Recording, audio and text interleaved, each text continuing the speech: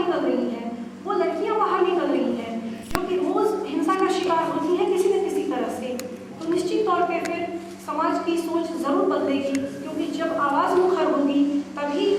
सोच को झकझोरा, सोच में एक कहीं न कहीं झंझावात आएगा, और झंझावात से ही बदलाव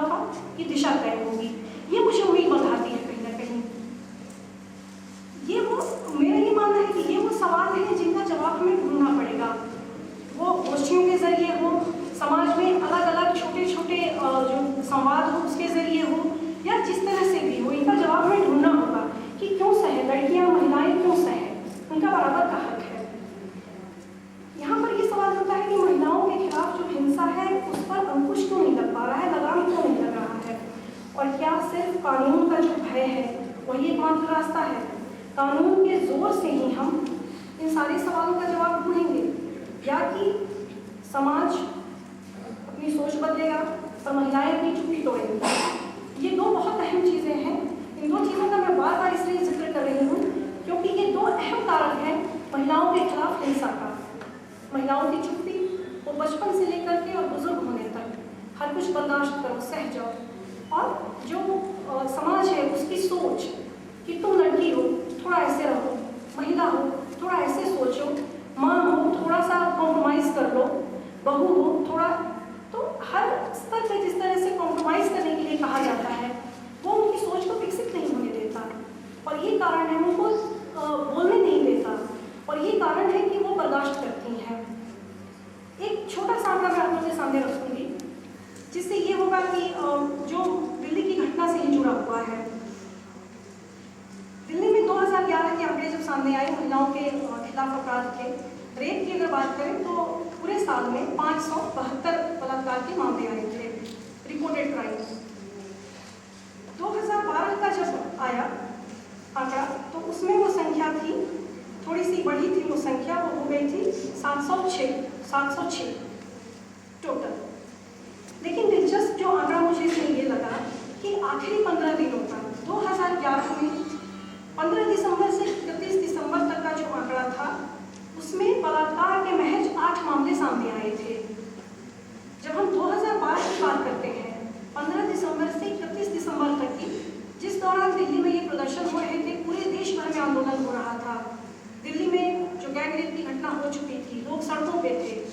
उस दौरान 15 दिनों में दिल्ली में बलात्कार के 45 मामले दर्ज हुए। 45 मामले दर्ज हुए। मेरा ये मानना है कि ये नहीं हो सकता कि महज एक साल में 15 दिनों के अंदर जो क्राइम हो वो 5 गुना बढ़ गया हो, ऐसा नहीं हो सकता। चिंता है कि घटनाएं तब भी हो रही थी जब पूरे देश में आंदोलन चल रहा था, घटनाएं तब भी हो रही थी, यानी समाज की सोच नहीं बदली थी, महिलाओं को निशाना बनाया जा रहा था। लेकिन अच्छी बात ये थी 45 घटनाएं वहाँ पे दर्ज हुई, 8 के मुकाबले में चुप्पी टूटी थी, ज़्यादा महिलाएं सामने आई थी, क्योंकि अगर इतना बड़ा अगर मार्जिन रहता तो बहुत अलार्मिंग एक पुलिस के लिए भी होता और सबके लिए कि ऐसे 5-fold कैसे बढ़ गया। उसे इस सभा को जागरूक करने का प्रयास किया। जब हम महिला और महिला के विरुद्ध अधिकार, अवेयरनेस, कानूनों में बदलाव, न्यायपालिका की भूमिका, छात्रों की भूमिका, मीडिया की भूमिका, समाज की भूमिका, इन विभिन्न विषयों पर, इन विभिन्न क्षेत्रों पर विद्वज्जनों के व्याख्यान सुनते हैं तो मैं लगातार एक बात हर बार सोचती हूँ कि हल ढूंढने का हम प्रयास करें।